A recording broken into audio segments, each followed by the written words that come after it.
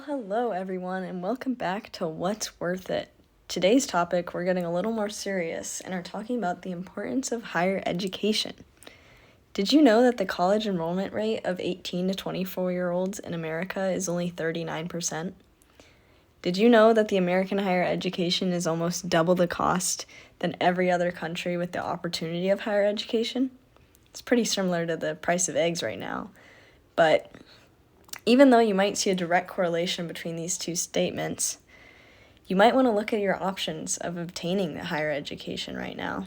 Throughout history, we've seen many governments take over their countries, and with every unfortunate turn we've seen in America these past few weeks, we've often questioned our own administration and wondered about the potential start of a new historical revelation. How might we, the people, stop and preserve our country, you ask? It's as simple as educating ourselves. You might hear or see influencers or other individuals claim that they didn't go to college and, hey, look at their success. There are people like Steve Jobs and Mark Zuckerberg or even Charlie Kirk out there. But you have to realize that these influences were competing with millions of other people trying to do the same thing at the same time.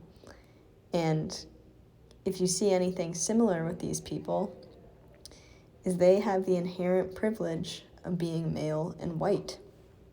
And this is where I'm going to get to my claim. And I'm going to say that it's essential for Americans to take their education seriously, especially for those who are often oppressed. So not only can you fight for your rights, but you can also be educated on your rights, form your own opinions on your rights, and you learn those skills through these institutions.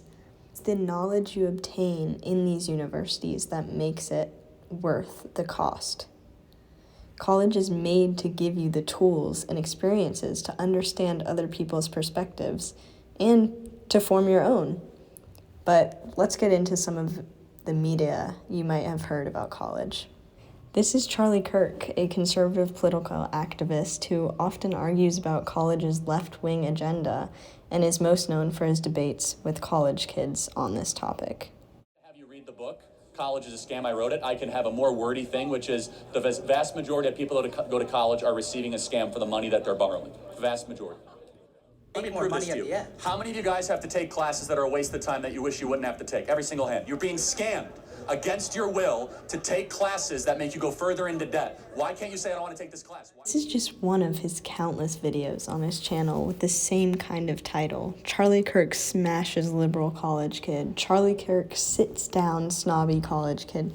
Charlie Kirk exposes foolish college kid. All these titles are made to entice a viewer to watch him and say his same claim. College is a scam. You take classes you don't want to take. It's taking your money. And look, I'm smarter than you and I dropped out of community college. It's all just propaganda to reach the people who are on the fence.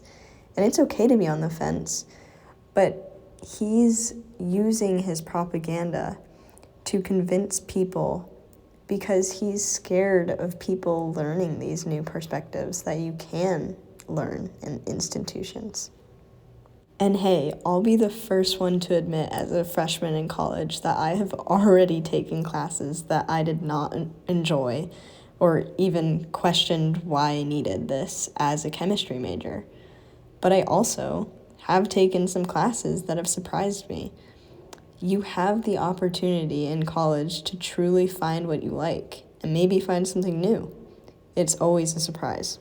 And you know what's so cool about those quote-unquote time waste classes is that no matter what, there will always be someone in that class who is so passionate about that topic. Whether it's the professor or even a student, it will blow your mind at how much someone can be interested in something you're completely not. And that teaches you one very valuable lesson: perspective. I went around campus asking undergraduate students some various questions. My first being, have you taken any classes that have surprised you in the way that you could possibly have found your new passion? Design major, and I had to take like art history, I have to take an art history course. I think I might have to take another, but I didn't want to take art history because it seemed boring and useless, but it actually made me feel smart and like I knew what I was talking about in my classes this semester. Now let's get a bit more into the topic of cost of college. It's the biggest complaint about college and often the biggest contributor as to why people don't go to college. And because college is such a big threat to obtaining education, there's tons of statistics and opinions you can find online. Something you'll often see in these research articles or hear is that people often argue and articulate that college only matters if you have a certain major, like being a doctor or a lawyer. But it just isn't true anymore, and as the job market becomes more and more competitive, the likelihood that you will need a college degree is just that much more so. It's unfortunate, but it's the reality of today. One of college's biggest advertisements is finding yourself, where you find your real clique of people, where you find what you're supposed to do, where you find what you're truly interested. There should be no more reason that you shouldn't have the ability to find yourself.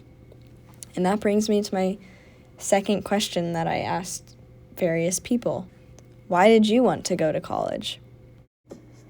I wanted to go to college because I want to do something big and important with my life, and so I think the best way to do that is through a career. I went to college because I wanted to earn a degree, get a good job, and learn about cool stuff, and to meet new people and experience the college life and have a good time. Almost everyone who attends college expects to earn higher than someone who wouldn't attend college. And the reality of that claim is that it's true. College earns you almost $50,000 more on average if you have a bachelor degree rather than just having your high school graduate degree, than going to trade school or just getting a other hand-on job. And this just takes us back to our initial claim on college's worth compared to cost.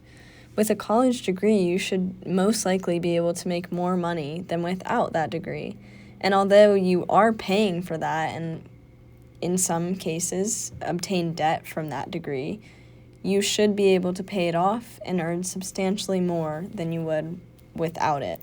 And specifically in today's world with this highly competitive job market, you kind of need a degree to make any of that substantial money than in the past decades. Now let's really get into how you can try to make college the least expensive for yourself. You know, you always hear about these Ivy Leagues and the most expensive schools. I know some of them are getting into $90,000, $100,000 a year, which is ridiculous, but that's not the case for every single college. In fact, you know, if you go in-state, like we'll hear about soon, it will be substantially less. If you go to a public school in-state, substantially less. There's even community college. And, you know, that's just one option. You know, there's scholarships, there's grants. There's just so many things you can do to help yourself. And we'll get a little more into that. I think college is by far society's biggest investment. You know, you pay anywhere from $50,000, $100,000 to $500,000 for the 4 years. But then what you get out of it is a higher education, typically white-collar jobs. And if you're not going to college for a white-collar job, there's no reason to go. I think also there's different ways. There is lots of debt, and that's a hard kind of hill to get over. But there's ways to minimize that. I chose to go in-state, and that significantly brings it down. And I think it was a good investment for my future. If you're having trouble finding resources for this big decision, a good place to start is even just on Common App itself, where you can apply for most applications for college. A lot of them have listings of scholarships, and also another good place is the counseling office in your high school. Even though sometimes your high schools might not post scholarships or loans or grants, your counselors should definitely have it as well as even just your teachers. If you still think the price of college is making you steer away, I promise you there are resources out there for you. And remember, education is power. Don't let the financial stressors take that away from you. Thanks for tuning in to What's Worth It.